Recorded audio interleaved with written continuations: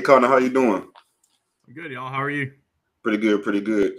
Ladies and gentlemen, we have Conor O'Neill with us. He's the athletics and recruiting news writer for Deacon Illustrated. You guys can follow them at Wake Rivals. Excuse me, at Wake Rivals. And this is the Rivals affiliate for Wake Forest, correct? Yep, that's yes, it. Sir. Conor O'Neill. Hey, Conor, how's it going, man? So let's talk about Wake Forest. You guys are coming off an emotional game against Clemson, the overtime game, to a thriller. I was watching that game. I was hoping you guys kind of put it off. And hell, even the week before that, you guys had a thriller against Liberty. So it's been quite the ride for Wake Forest football so far this season. Yeah, man, it's kind of crazy. Like they really should have beaten Liberty by a lot more. They're kind of feeling down about it, only being a 1-point win. Then you got to experience the feeling down part of a double overtime loss that you can look at any one of 20 to 30 plays and drive yourself crazy with the hypotheticals of if we just did this and we just did that, we win in overtime or we win in regulation. It's a lot. So they got to figure out, they emptied the tank. They got to figure out a way to refill it because this Florida State team, it looks to me like it's not the Florida State of the last few years. I know I saw them early last year and they got things going at the end of the season, and they look like, I don't know if they're back to being national championship contenders, but it looks like they're back to at least having a ceiling with about 8 or 9 wins. Let them tell it. They back to natties, man. Hey, that's a Miami fan. He's a little salty, Oh man, I'm just telling he's like this. He's lashing out. Group chat. Hey, Conor, guess what, Conor? Y'all not the Wake Forest of a few last few years past either, man. Come in here and say it with your chest, bro. How much y'all beat about? Let's get right to the meat of it. You see, he's emotional, man. He's emotional. But nah, Conor, that's a good point though, in regards to FSU. They're not really the same team as of late, but like Larry said, it goes to Wake, and I think that's a credit to Dave Clawson. I think he's probably, in my opinion, maybe the best coach in ACC, just from X's and O's standpoint, what he's dealt with with the hand he's dealt at Wake Forest, and it's pretty much what he turned that program into. I feel like Dave Clawson is an amazing coach. Yeah, man, it's really been fun to track. I didn't cover Wake at the start of Dave's tenure. I got there in his 4th season. It's not just the X's and O's. It's not just the coaching. Like it's the infrastructure that they've created. Like they built an indoor facility that is as nice as any that I've seen. They've got a state-of-the-art weight room. They've got the coaches' offices. They've got all the bells and whistles. Like they don't have the crazy nap pods. They don't have the slide in the building like Clemson has. They don't have, barbershop stuff. Like there's nothing crazy, but it is good enough facilities, good enough infrastructure to support and kind of pull in. They're never going to be a top 10 or top 15 recruiting class school. That's just not going to be who Wake is. There's always going to be that element of developmental program, but you can raise the kind of how far you can develop them with that kind of infrastructure, with the kind of program support that they've put into place. And that's where you've seen, it took off last year with the 11-win season. They've got, I think it's 6 straight years with a bowl berth, and they'd have to really fall off a cliff to miss a bowl this year. So yeah, y'all big dog on this game then, man. Larry ain't right. Last I checked, they were 7-point underdogs, though. Yeah, I like that. Conor, that's that chip. That's the chip we need. That's the chip. Let's go, baby. Big Deeks. Balls. Oh, that sounded nuts. Yeah. So Conor, speaking of, let's talk about Sam Hartman a little bit. He has that. First of all, let's back up to the preseason. What happened with him during the preseason? I know the news kind of was sudden. A lot of people thought that he was going to be out for the season due to that news, and then lo and behold, I'm not sure what happened, but a miracle in my eyes kind of happened. He's back out there playing and playing some of the best ball of his career. I mean, he's probably one of the best quarterbacks in the ACC. So for him to come back from whatever happened is pretty crazy. So let's talk about a little bit what actually happened during the preseason with Sam Hartman.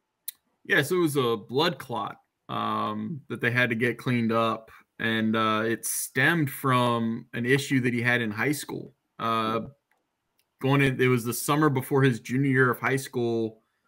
he had they discovered a birth defect in his thyroid gland that caused a bacteria buildup, and he had to have I think it was a baseball-sized lump taken out of his left shoulder.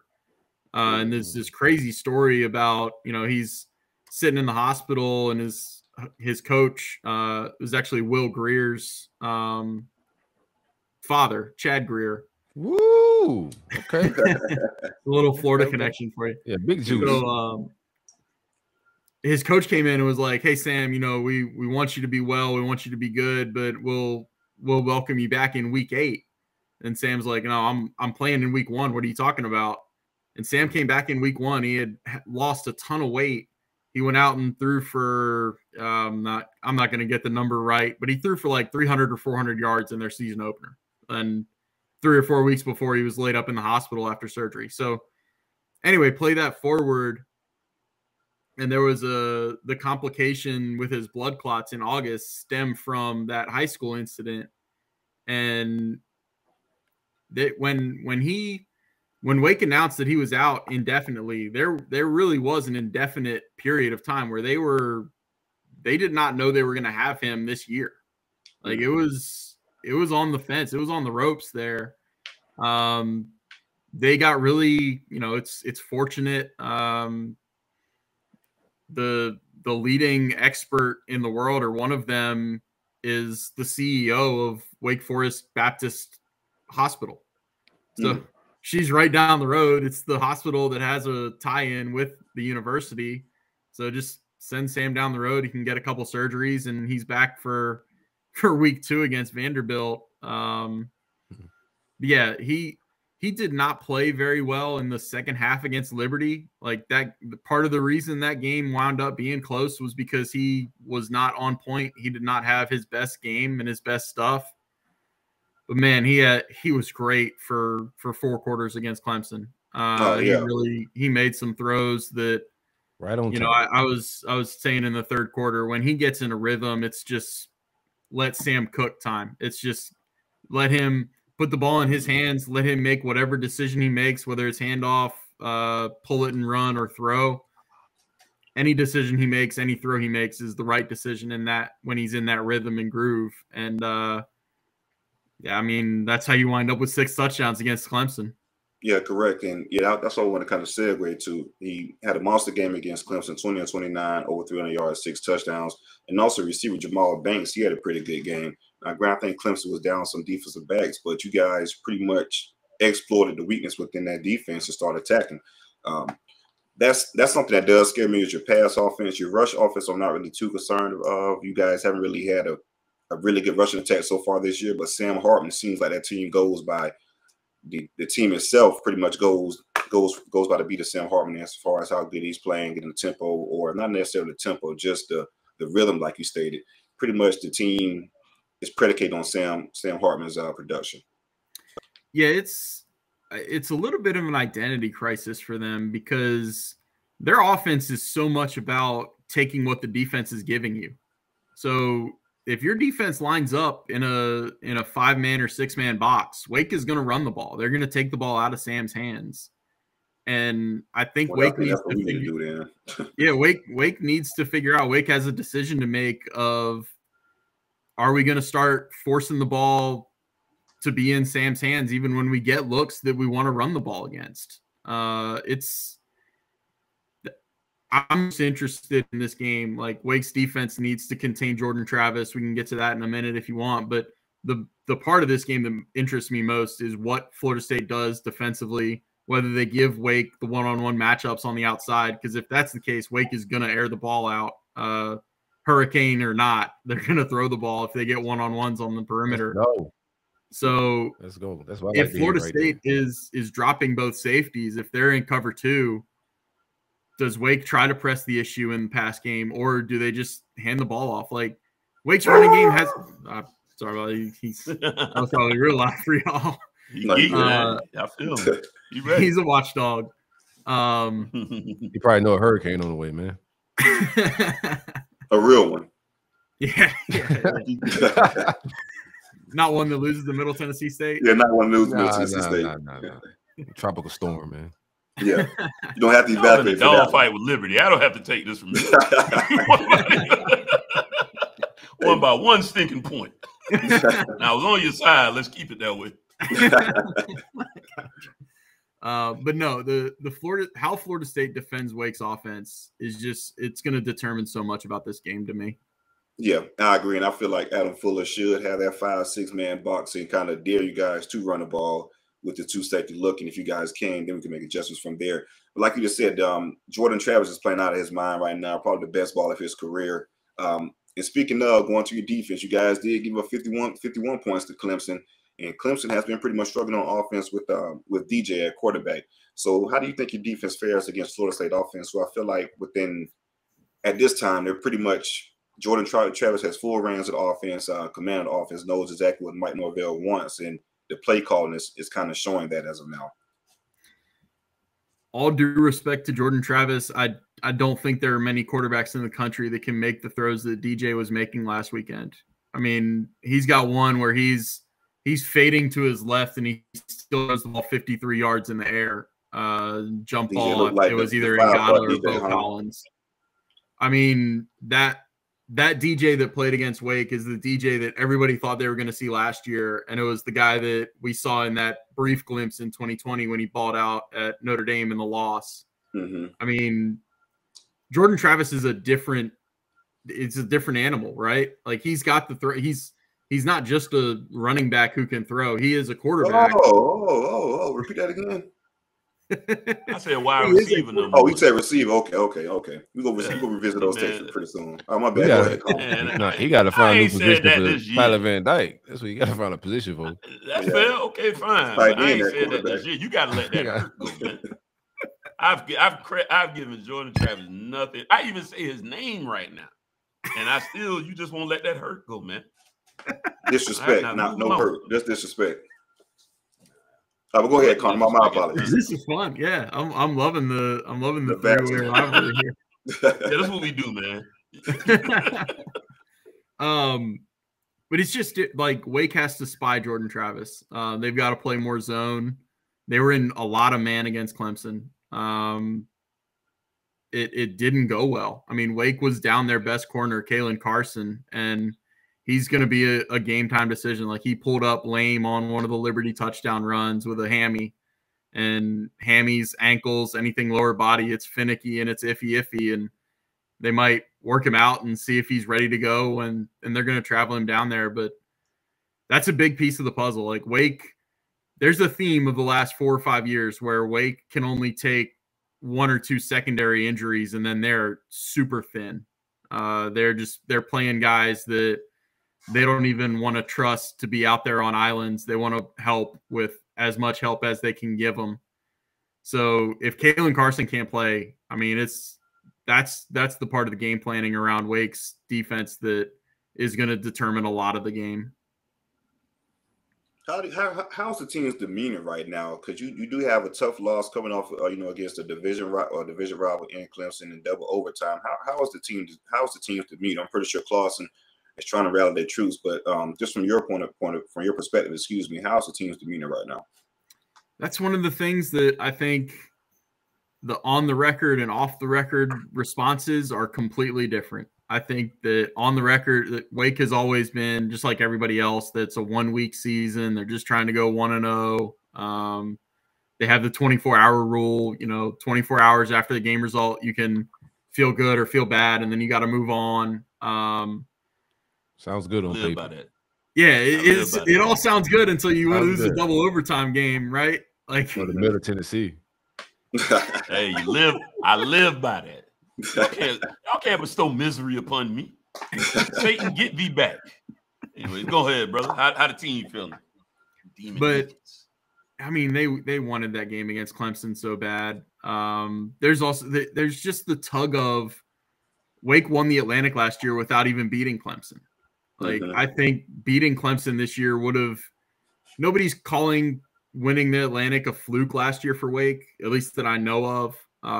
They went out and earned it. They won 11 games, but you still didn't, they were the exception to the, if you want to be the man, you got to beat the man. That's crazy. How the hell we don't win the Atlantic, man? We in the coastal. I think you just fall into the coastal division, right? Like that. You should, right? You should. You just roll over. Should it's being a championship game every year, right? That's why they always every year. Never mind. I thought you said ACC. You said Atlantic. So yeah, Atlantic. I dropped the ball on that one. You're good. You're good. But Wake has won ACC though. Right, 2006. It was a little different ACC back then. Yeah, that's another. No, not good against that. But go ahead, man. They wanted that game against Clemson to kind of. It would have proved some validation. It would have given some vindication of what they did last year. And you're right there. You're a double overtime game away. They did it, though. I still think they did it, quite honestly. Just to go toe to toe like that was a great game. Yeah, I mean, but you gotta, like I said, losing sucks. Yeah, but you was supposed to lose according to everybody. So yeah, you want to pull away the victory, but going toe to toe with the Giants, it's got to feel some good. Yeah, you just can't, like you say, 24-hour rule. Yeah, I think they're past. Yeah, it's kind of like the Tennessee conversation we had last. Well, not sorry, the Kentucky conversation we had a couple weeks ago. Wake Forest feels like they're pretty much past that. The moral victory stage, so to speak. They want to win now, and they feel like they're good enough to win now. So I think it's kind of like the same conversation we had with Kentucky a couple weeks ago.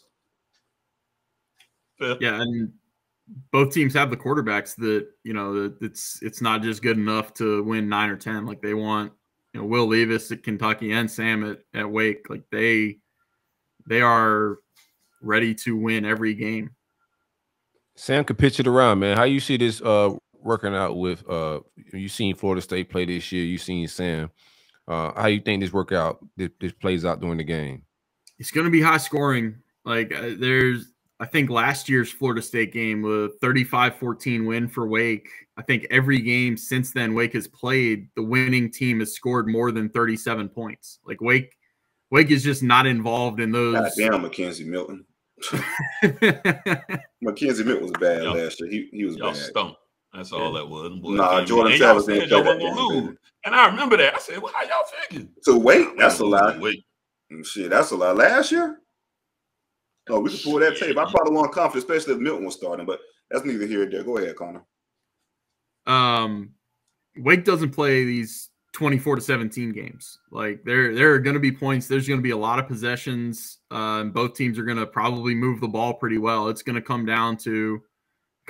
Every game comes down to turnover margin, other than last week's game when there wasn't one. So I don't think Wake plays another game that's turnover free.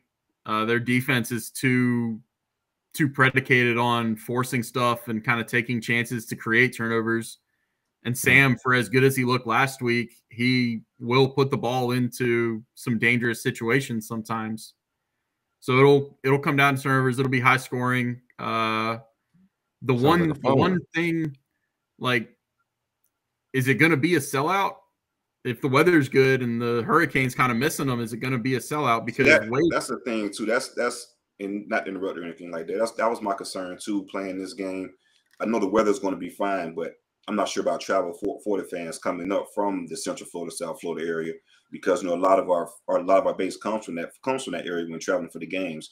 So that's going to be a good question in regards to the atmosphere. I feel like if the Hurricane wasn't here, it'd have been 100% sellout, dope rocking. I'm just not sure how dope will look this weekend based upon travel for people that's in the Central Florida, South Florida area, things like that, due to the hurricane. So that's the thing that I'd want to keep an eye on. Like the same piece of shit it's been looking like. Listen, bro, the Hurricane hit Tallahassee tomorrow, Saturday of the game. We won't look like y'all stands. So this is a conversation.